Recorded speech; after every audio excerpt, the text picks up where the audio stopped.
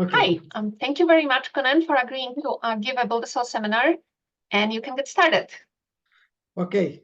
Thank you, Kate. Thank you for the invitation, and thank you all for joining. Here it's early evening in Israel. It's 7 o'clock. I understand in the US it's around noontime or even earlier.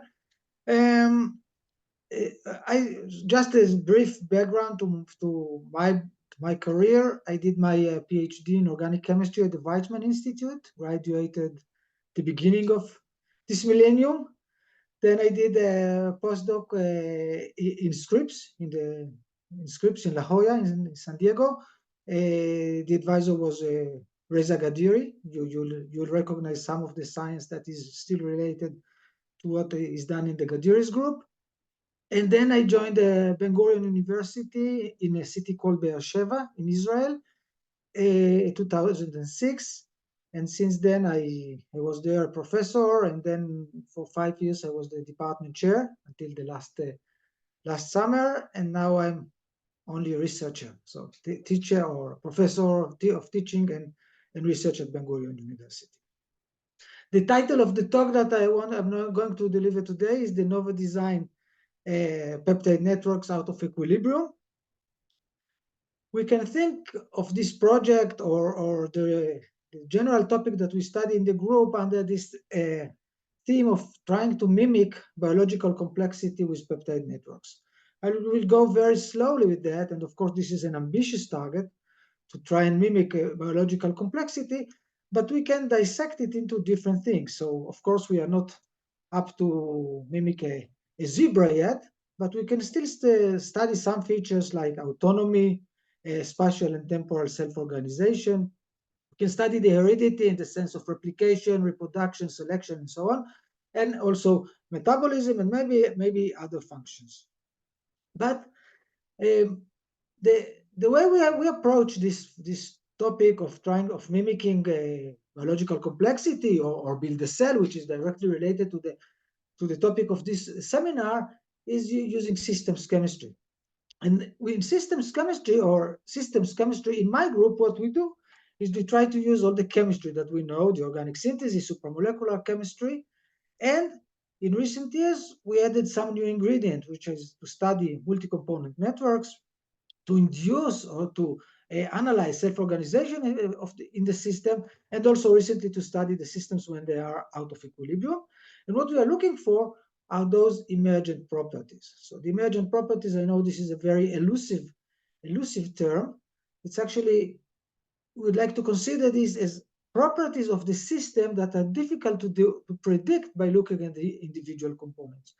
And even when we have emergent properties, we're still very far away from mimicking biology or even mimicking simple biology. This is shown here with a bacterial cell, and we all know how complex this machinery can be.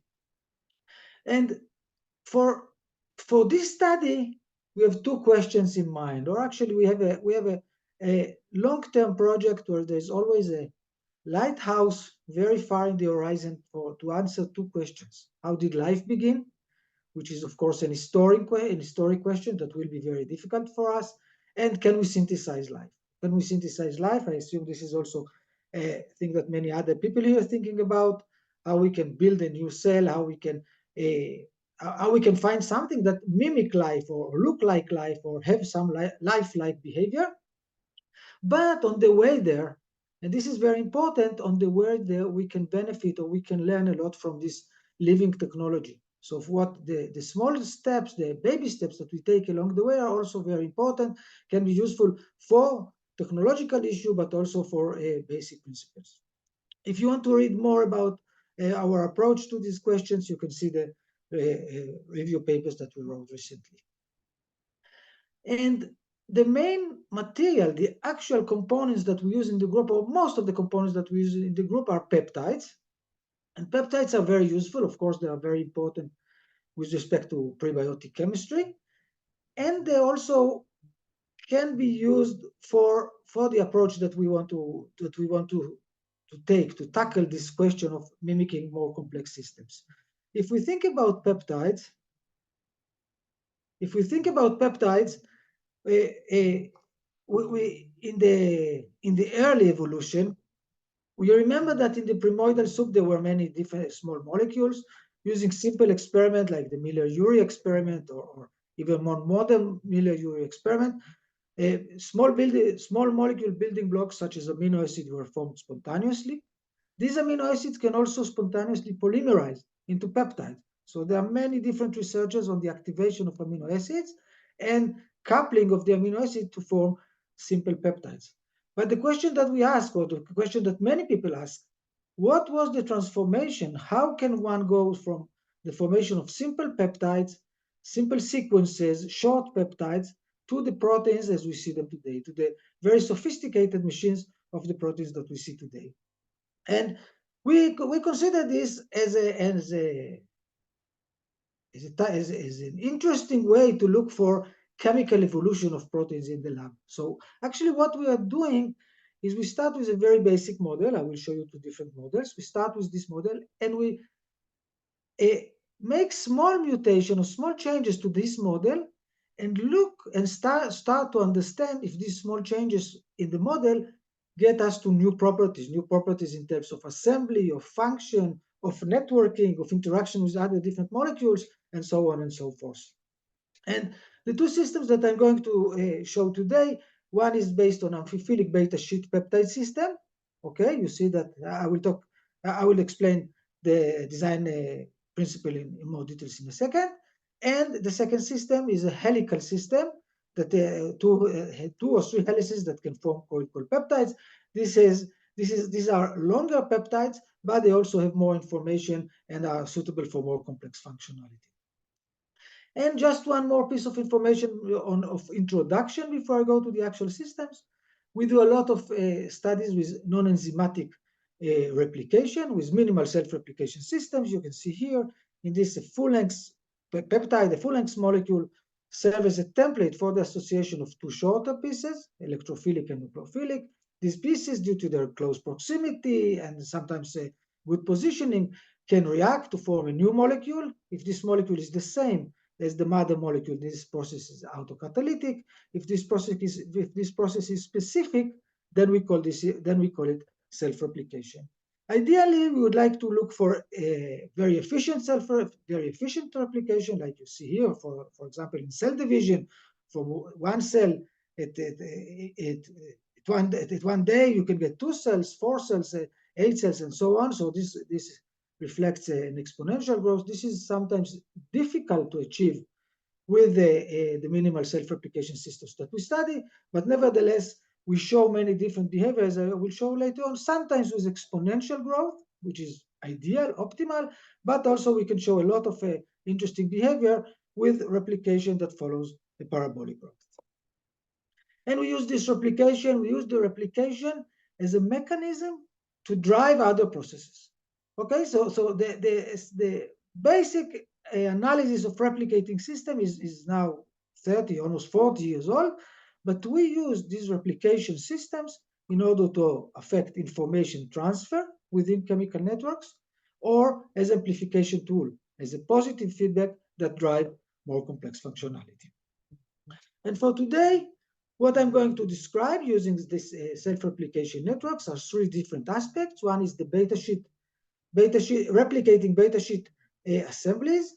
The second one is to follow the selection of the fittest. Okay, so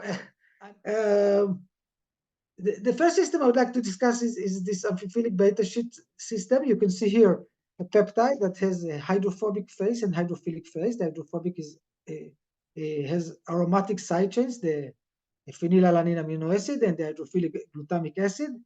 If we just mix these peptides into water, into buffer water, we will get fibers where the interior of the fibers is hydrophobic, containing all the phenylalanine groups, and the carboxylic acid are facing the water. These peptides will assemble into very long fibers up to micrometer lengths, and we can characterize them with many different systems. Now, if we just make a small change to the structure of these peptides, for example, by incorporation of histidine instead of phenylalanine into the hydrophobic phase, this will become a catalyst. And the catalyst, it will show catalysis much better is in the when it is assembled into fiber than the monomeric structure.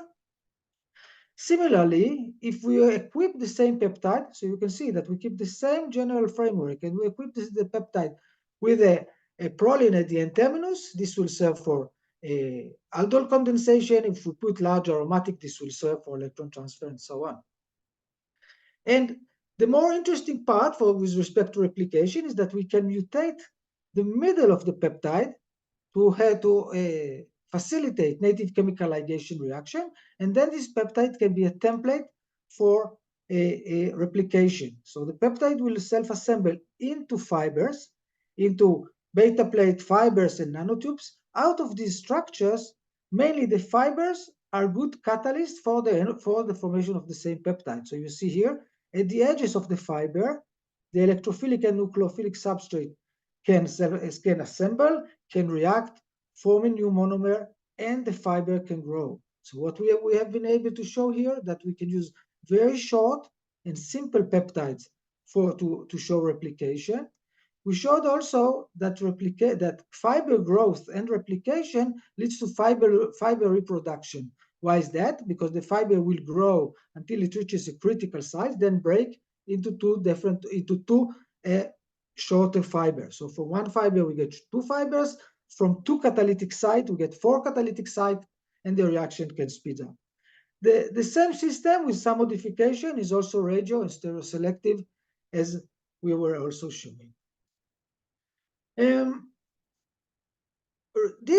We kind of finished this type of work. We still have a few examples that we study with this peptide. For example, we try to combine the replication and catalysis together and issues like this, but we more or less terminated the project that deals with this kind of a simple peptides.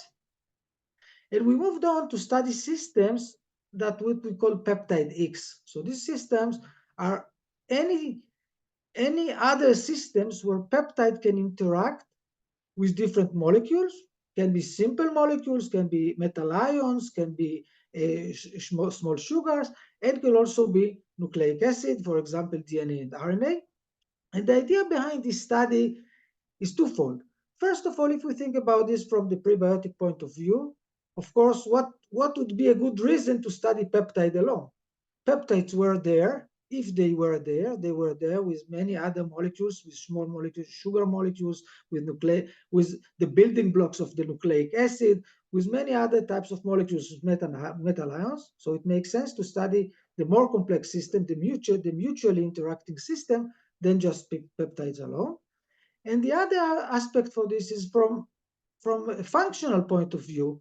So when we study peptides interaction with other molecule, the first feature, the first thing we would like to see is if we can get properties that cannot be associated with the peptides alone, or for example, with the nucleic acids alone. So anything we can get that behaves differently from the individual system is already interesting. Of course, if we can show a useful function, if we can show replication and so on, this becomes interesting. And the one system that I want to describe, we have quite a few, but the one system that I want to describe is this one, where we study the replication of nucleopeptides. So you can see here this RAA molecule and the RTT molecules. You see that they contain a peptide fraction which has the same design patterns that we showed before, and two nucleobases. So a molecule like this, RAA, can interact with the substrates that make RTT. So we will have here two levels of recognition. One is peptide-peptide interaction, which we would call analog interactions, and we have interactions of the nucleobases with the complementary nucleobases from the other peptides. And indeed, when we studied this system, we showed that such a nucleopeptide is a weak or a less than modest autocatalyst, but it is a good template for cross catalysis of the other molecule. But this system became even more interesting when we studied what we call network behavior. So we mixed together the building blocks to make now both nucleopeptides together, the RAA and the RTT, and we study the behavior of this network. What was very interesting, what we found very interestingly, is that it doesn't matter which one of the templates we seed in, the system will always form more of one of the molecules. So I remind you that here we saw weak autocatalysis and reasonable cross-catalysis, but here, even if we put RTT inside or RAA inside, in both cases, the RAA molecule will be formed, which means that the system is no longer symmetric. Our intuition or our naive assumption that they will behave in the same way, it was not correct. And this started a very long study. And when we first studied the self-assembly of these molecules, we showed that RAA alone will form fibers, RTT alone will form sphere. So already here we see why the system is not symmetric, or why the reciprocal interaction should not be exactly the same as we predicted. And even more interestingly, when we mix them together, the RAA and RTT, we saw some liquid-liquid phase separation, and we got liquid droplets. So this is a third manifestation of the assembly process, and this started a side project for one of my master students that now try to characterize the liquid droplets kinetics and conditions of formation and so on. But coming back to this network here, what we found is that indeed the network is not symmetric. So the network behaves differently than the individual component. And what we were able to show is that in this network, there is reciprocal interaction. RAA will make RTT, RTT will make RAA. But in addition to that, there is what we call a selfish process, one selfish autocatalytic process where RAA will template its own formation. So altogether, we found a case where there is a system behavior which is different and led to selectivity, to selection of one compound over the other. The last part of that study was the analysis of the reaction under conditions of flow. So we understand that if we put the system under condition of flow, we keep it far from equilibrium. We keep actually the condition for selection. We can find optimal conditions for the selection, since with the steady state we can induce a steady state where the kinetic difference between the different processes is maximized. And this is indeed what we showed here when we did this experiment under conditions of flow. We feed in the electrophilic and nucleophilic molecules, the product, whatever we need. There is a reaction chamber and we collect samples.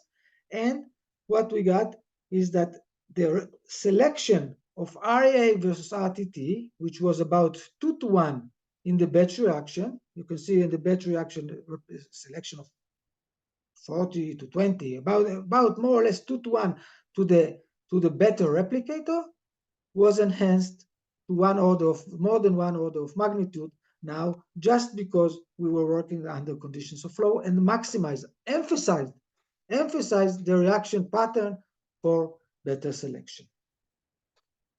Okay, for the second topic will be under the same theme of mimicking a complexity of biological system. We're trying to mimic cell signaling. The very, very naive way to look at cell signaling, I'm sure if there are biologists in the audience, they would not really like my description of this, but this is some Wikipedia level of biosignaling, is that the molecule will interact with a receptor, will cause some structural change, conformational changes, structural changes, and will start downstream process that will result in any function in the cell. So this can be in response to changes in the environment, can be changes inside the cell, changes in component concentrations and so on, which will start downstream process to affect secondary function. And we were trying to use our replication system as a positive feedback to study two different signaling patterns or signaling motif. One is to try and mimic bistable switches. This is the example here is related to the bistable switches that are involved in cell division, but this is just as a motivation. Or alternatively, we also try to mimic oscillating reactions, and I will explain a little bit more on the oscillator and how this is related to our system. So, of course, to study oscillating reaction is almost clear. It's clear to all of us that many processes in our life, many processes in a living cell, and many processes in the environment are oscillatory, have some cycle. The circadian rhythm in natural systems, the circadian rhythm many times follow the 24-hour cycle, which is of course related to the day and night, but it can also be modulated by external cues such as sunlight, such as temperature, and so on. And we were trying to gradually build a system that will oscillate, that will mimic the circadian clock in different cases. Now, the circadian clock of a higher organism, definitely of human, contains a very complex machinery, which is very difficult to mimic. But the circadian clock in some cyanobacteria was proved to be much simpler. Not as simple as I describe it here, but much simpler than the cases of higher organisms. The circadian clock in the cyanobacteria S. elongatus contains only 3 enzymes, Chi-A, Chi-B, and Chi-C. And it was proven experimentally that one can take these 3 enzymes completely in vitro. Just put the Chi-A, Chi-B, Chi-C in a bottle and mix them with an excess of ATP, and the system will oscillate. Will oscillate in the sense that phosphorylation of one of the enzymes, of Chi-C, will follow more or less 24-hour rhythm. So without any translation machinery, without any exposure to different cues, this system will oscillate in more or less 24-hour rhythm. And the simplicity of this system started for us, I assume for other people as well, projects to try and look for simple oscillating systems. And we do it with our replication. So this will be done. I will show how this can be done with a replication system that is driven now by the coiled coil system. So in here, just as a reminder, the coiled coil, the dimeric coiled coil, is now the template. And again, for association of substrate molecule, which can form a new copy. If the copy is exactly the same, then this process is autocatalytic and so on. That the process can be amplified and can be used as a positive feedback for different processes. I will show how this is a positive feedback that drives oscillation. So here I'm showing a theoretical study or simulation study that we did, where we first were trying to mimic the topology of the Chi-ABC system. So what you see here is the Chi-A, Chi-B, Chi-C system drawn just to emphasize the topology, so without the enzymes anymore. And an equivalent of this, where we take 3 replicators, T1, T2, and T3, equivalents of Chi-A, Chi-B, Chi-C, and the different processes that will lead to their formation. So for the analogy is that the phosphorylation of Chi-C for us is equivalent to formation or enhanced formation of one of the peptide, which is T3. And we simulated this system in a flow reactor. In a flow reactor, we feed in the starting materials to form the three enzymes, T1, T2, T3. This Pac-Man represents some kind of a waste removal mechanism, and we follow the dynamics of this system. The simulation study was done using by formulating the reaction steps and then simulated writing down the differential equation and then simulating the reaction step. What was very nice here is that we prepared some kind of a GUI that was very useful for the students to work, just to plug in different initial conditions, different rate constant, different network connectivity according to what they choose, and see if the system can oscillate. And this is indeed one example of the many results that we got with this system. And we showed that the system, just simple autocatalysis, so without the entire topology, just simple autocatalysis of T3 in a flow will give oscillation. But the oscillations will not be robust to many changes in pH, changes in temperature, and so on. When we did the same thing, when we simulated the same reaction with the entire circadian networking, so now with this system that mimic the cyanobacterial system, we found that this system will oscillate, but will also be much more robust to all of these changes. A comment, maybe unpleasant comment. I don't like to get into politics during my talks, but I just want to pay your attention that this study was done by my former PhD student Lilia Gurevich, and she was murdered on October 7 near the border of Gaza. So I'm sorry that I have to say it here. Okay, so for the last part is that I want to describe the experimental oscillating system that we studied. And this is now using the coiled coil system. What you see here, is the basic oscillation system. So again, reminding you that these cylinders mark the helical peptides. So this is the basic minimal self-replication system. We studied this system also when we change the ligation reaction to be reversible. And we show that when this system becomes reversible, it will reach two different steady state, meaning bistability. So this was a long study, which I'm not going to describe here. The only aspect that I emphasize here is that the system was reversible, and this is what afforded bistability and mimicking different processes, different signaling processes that are based on bistability. For the oscillation reaction is what I'm showing here. For the oscillation reaction, we studied it in a flow reactor, in a CSTR, and we added 3 new ingredients in order to get the system to oscillate.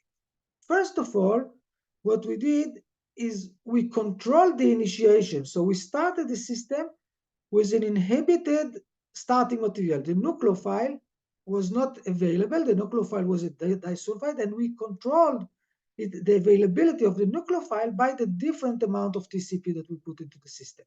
So reducing the nucleophile, a controlled release of the nucleophile was controlled initiations. We also added inhibition to the system. So when we inhibited the system by small molecule inhibitors, some kind of, malamide, acrylamide, all of these molecules that can do that. And the third component was to study the replication in the flow reactor. So when we added these 3 components, the simple replication system, the simple self-replication system now became an oscillating system.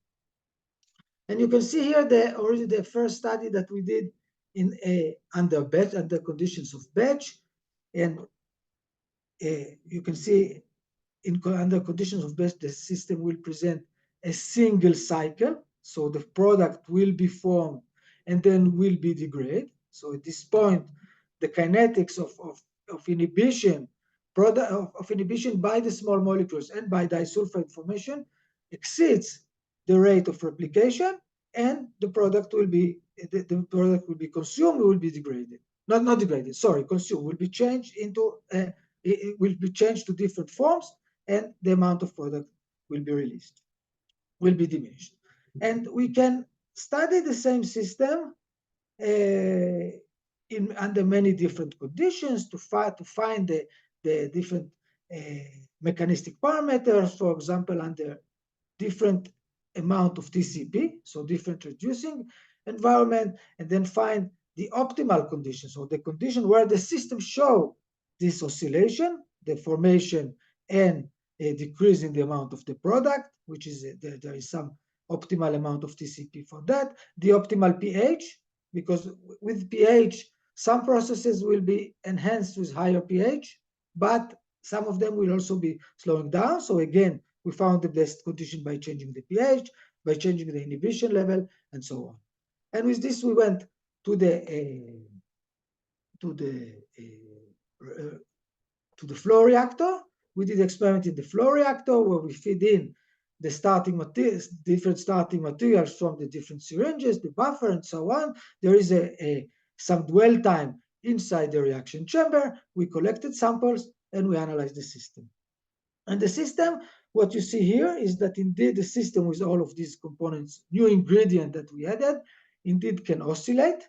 You see oscillations. The oscillations are that we see here are far from optimal, but a very important feature that you can see here, that these oscillations depend on the molecular recognition, on the formation of the coiled coil and the use of the coiled coil as the template. Because when we did this experiment under control conditions, under unfolding conditions, the system can react, can ligate, but cannot oscillate. It will reach a completely linear steady state. So this was the first experiment that we did. You see that the oscillations are not as robust as we expected. There's also drift along the reactions and so on. But recently we were able to improve this, to modify the system a little bit. For example, just by changing the flow rate of the system from a certain flow rate to a lower flow rate, we were able to get a system that is oscillate with a much more reasonable, still not perfect. We're still looking for ways to improve it, but this is the best we can do so far to get oscillations that are continuous and robust and with low drift. Okay, with this I reached the end of the talk. I'm really sorry again for the interruption in the middle, but I hope you can get what I wanted to say. So we use this self-replicating system as for information transfer and as a positive feedback for different processes. One process that I showed was to confer or to look for selection in nucleopeptide replication network, where one nucleopeptide was produced much faster than the other based on some networking that we found. And the other system was simulation and experimental study to demonstrate that the coiled coil peptide replication can also be modified, can also be controlled in order to show oscillation. I would like to thank the people from my group. The people that are in red are those that did the work that are present in the group and work on related topics. I want to thank the collaborators on many different aspects. The nucleopeptide study was done together with Andres de la Escosura from Madrid, and the oscillation and bistability system, we do a lot of work with the Enrique Peacock Lopez from Williams College in the US. We were lucky to get some funding recently, and with this I'm going to end, and I want to thank you for your listening. Thank you very much. Thank you. Thank you so much. That was an awesome talk. There are some questions in chat. Can you see chat? Yes, I can see the chat. If you could read the question out loud before answering, that's going to help with the recording. Yes. Petra Bersten is asking, what is the maximum complexity you can achieve? How many species and how long peptides? Okay, excellent question. Almost an invited question. So yeah, I should have said a few words on this. So I showed you two different systems. So one system is the beta sheet replication. It is simpler, so it is lower complexity, but on the other hand, more relevant to prebiotic chemistry. Okay, so this was the idea there was to study simple peptide or a simple molecule and see how far we can go. And this one is indeed of lower complexity in terms of information. Okay, in terms of information, this molecule can go what we call analog interaction to form the fibers. The fibers, what I showed is that a lot of the complexity can become much higher once a fiber is formed. For example, the catalysis is better in the fiber form than for the monomers and so on. So this is the out of the two systems is the lower complexity on its own, but the study was to see how far we can go.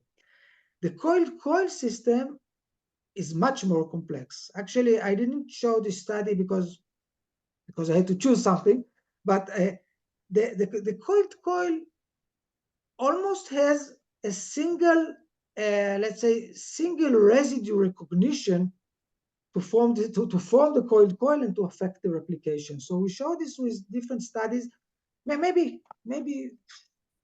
I will go to one slide because this answer is okay. So you see here,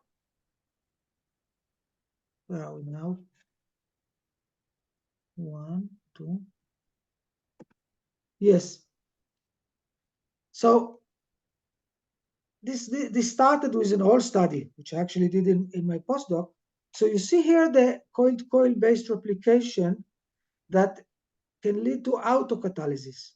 But you can say that for the same token, you can do cross-catalysis. So if we change this red one to a mutant, let's call it a green peptide, then the red will be a catalyst for the green peptide. So the only requirement for that is that the coiled coil will be stable enough. It doesn't even have to be the most stable, but it has to be stable enough to template to catalyze the formation. And what we showed in this study, and if someone is interested, please read this in more details. We also have additional studies on that aspect. We showed that you can mix the component to form many peptides in parallel, many peptides in the same mixtures, and you can probe which catalytic process will be effective under this case. So what you see here is 9 different peptides or 9 different replicators, where the nomenclature that we use here is that the arrow tail node is a catalyst for the arrowhead node. Okay, I can't see the numbers, but I think this is T5 will make T7, and T5 will also be a good catalyst. So in that sense, the system can be really complex, and we show that we can do some sub-networking, and we show that we can do simple computation, many different logic operations, and so on. So this second system of the coiled coil is indeed complex. It is also used in cells to complex function, but it is complex. Maybe I have to be shorter in my answer, I guess, right? There are more questions. The second question, Carly Husmerter, could you make the coiled coils in the cell-free system and have some sort of oscillation controlled by transcription or translation dynamics? Yes, we are asked about this question several times. It should be interesting. No, it should be interesting. And sometimes when we finish a project, we say, okay, let's try to do it inside the cell and see how far we can go. Frankly speaking, we like more the synthetic part. So we synthesize the peptides rather than express them. This should not prevent introducing to cells. There's also options, but it's a very interesting approach, and I was asked about this several times, but we have not done that. So I would say, I would like to say that this is doable, but I don't have any proof yet.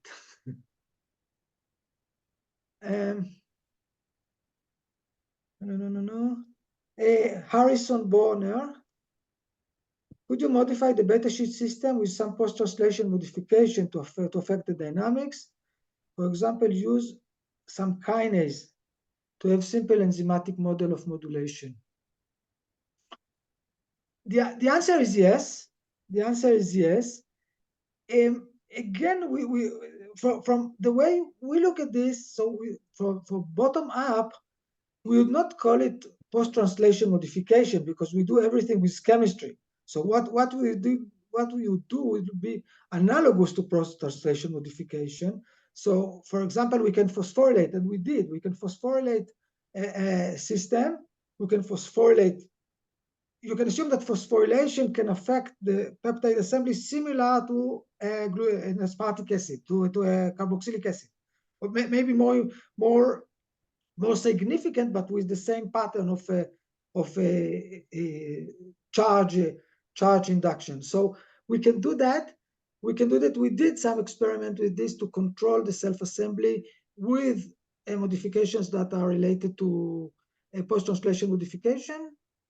Maybe if I can expand on this a little bit, what we did recently, which is more organic synthesis approach, we added some light sensitive groups. So this can also be done with similar to post-translation modification, but we did it with chemistry. So you can imagine that we can put a group, a side chain that will be sensitive to light, and this will affect the self-assembly process and also the replication process, and replication or catalysis process. So this is something that we did. Yes, thank you for the question. Joanna Xavier, hi Gonen, thank you so much for the talk. Wondering about the composition of peptides and how it influences the network out of cross-catalysis. Example, have you tested what are presumed older amino acid, more recent ones? Yes. Okay, thank you, Joanna, for the question.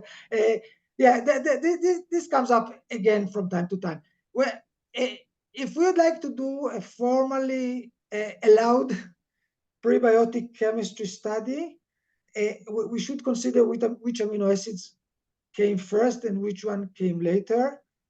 This is, for example, this question is, for example, valid in the case that we showed histidine.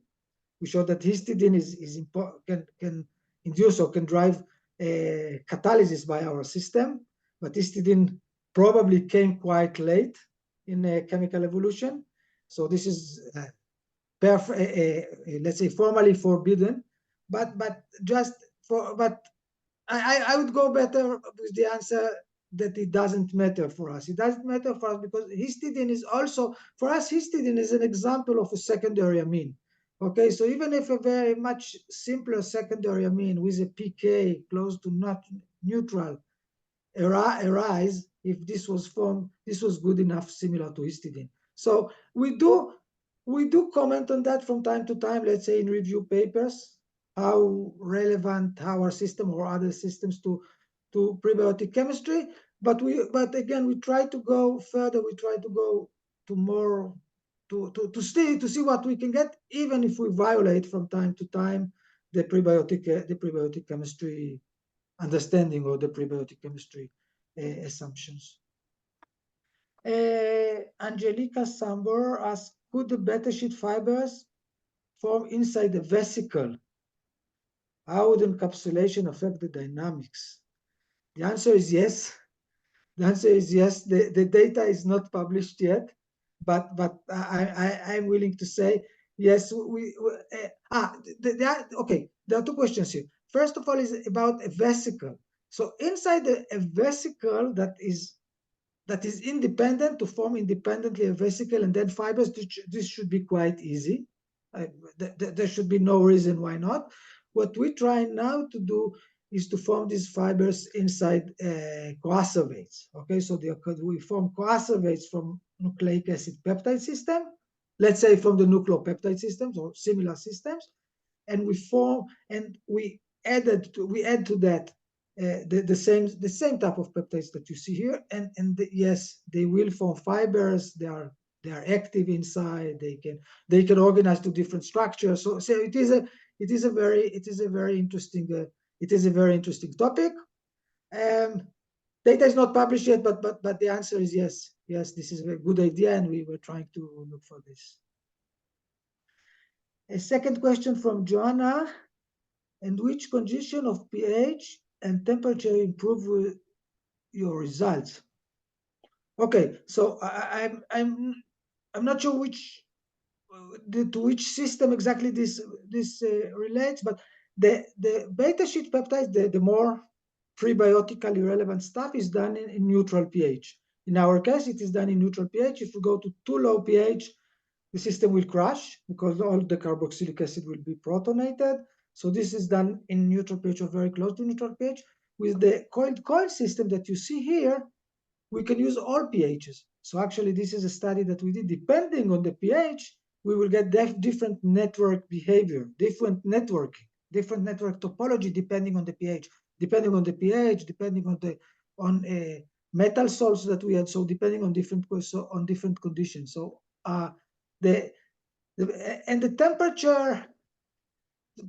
Ideally, we like to work on the bench, so the temperature is 22. But we did many experiments.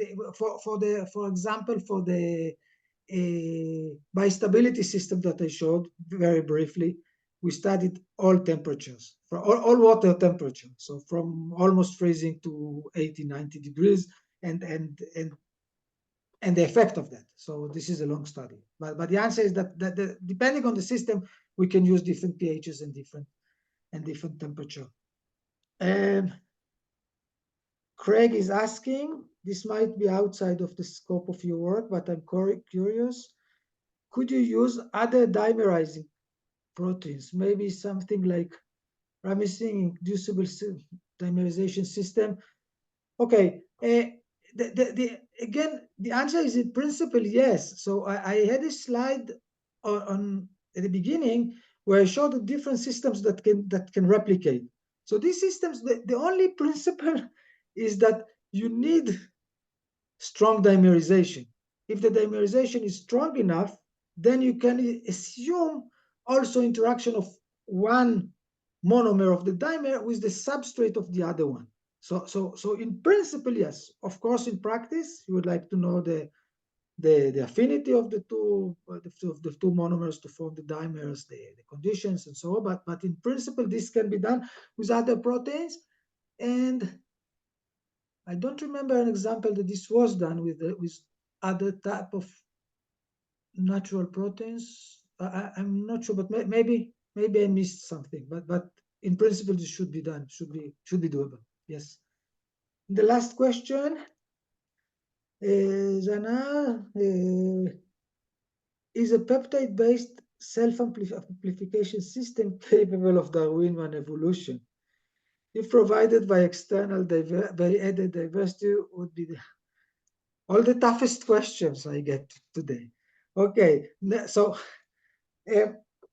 I showed that the very the answer will have two aspects. At the very end of the talk, I showed that we just received money from ERC, from this huge grant amount from the EU. And this is exactly the topic of the grant by 4 groups. It's not only my group, 4 groups together. And the idea is to try and get synthetic system, but mostly peptidic system, to be capable of Darwinian evolution. I can tell you the modest results we had so far. In one of the slides, I showed very briefly that the beta sheet replication system can be radio and stereo selective. And this was published in a paper in Nature Communication 2017, if you want to read. And actually what we did there is that we had a system where the system can reach 4 different isomers spontaneously. This is a system that goes through an intermediate anhydride state and then isomerize. So the system could isomerize spontaneously from a main peptide or from each peptide to 4 different peptides, and then we studied the replication of each of them. So this is the closer we could get to what you're asking about Darwinian evolution, a system where you start with a molecule, and this molecule can be modified spontaneously, and the outcome or the product of that can again be a catalyst for its own formation or for another one. So a small network was formed just by this spontaneous isomerization, modification, mutation, whatever you want to read it, depending on the field, on the topic that you want to follow. But this is the closest we got so far, and we are now trying to think about a system that will do some Darwinian evolution, meaning that the ultimate experiments, which we are not there yet, is of course to have an open-ended system, a system that will be run for a long, long time. We will affect some modifications in there spontaneously or even by external triggering, and follow if interesting things can come up of the system. So in that sense, this will be kind of a higher level of a Urey-Miller experiment. So instead of using very, very simple components to see what comes out, we will look for a replicator and see and follow a network and follow network models of the networks and their behavior and so on. Any more questions? I don't think there are any more questions. When I was thinking what I want to ask you, I was going to ask about making those proteins in cell extracts. So someone already did ask it for me.